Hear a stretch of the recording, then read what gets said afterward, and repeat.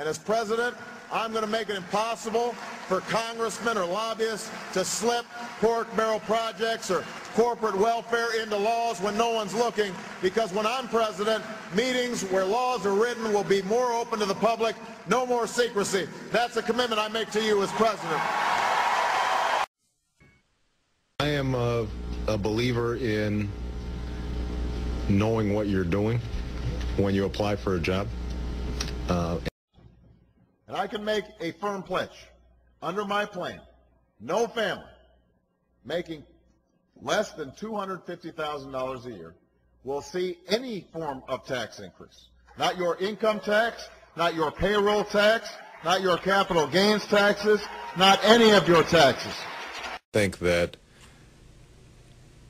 if I were to seriously consider running on a national ticket, I would essentially have to start now before having served a day in the Senate.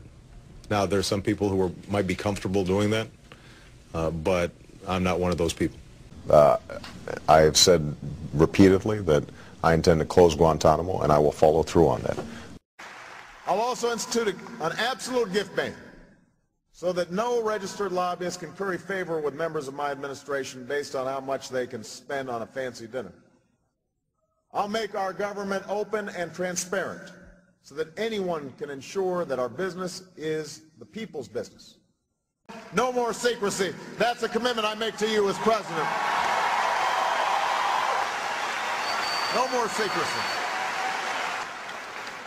When there's a bill that ends up on my desk as president, you, the public, will have 5 days to look online and find out what's in it before I sign it, so that you know what your government's doing. When there are meetings between lobbyists and a government agency, we'll put as many of those meetings as possible online for every American to watch. When there's a tax bill being debated in Congress, you will know the names of the corporations that would benefit and how much money they would get. And we will put every corporate tax break and every pork barrel project online for every American to see.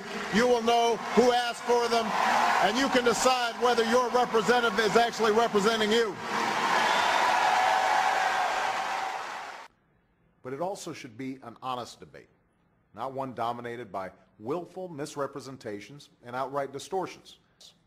When it comes to the current ban on using tax dollars for abortions, nothing will change under reform. And we've all heard the charge that reform will somehow bring about a government takeover of health care. I know that sounds scary to many folks. It sounds scary to me too. But here's the thing. It's not true. As I've said from the beginning, under the reform we seek, if you like your doctor, you can keep your doctor. If you like your private health insurance plan, you can keep your plan. Period.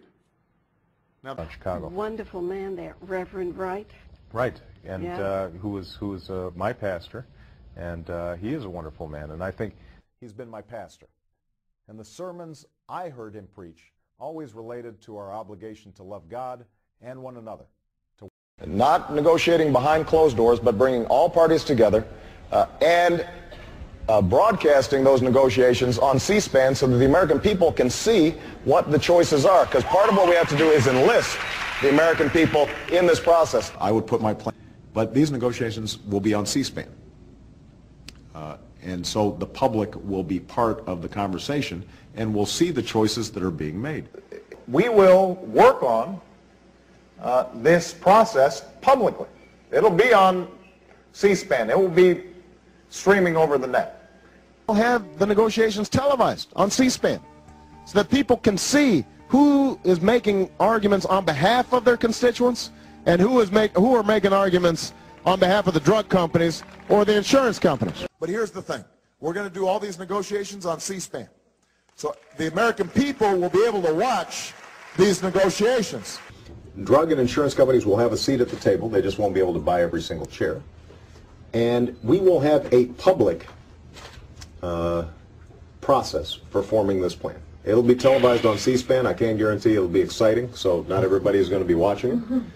But it will be transparent and accountable to the American people. No more secrecy. no more secrecy. That's a commitment I make to you as president. The only people who don't want to disclose the truth are people with something to hide.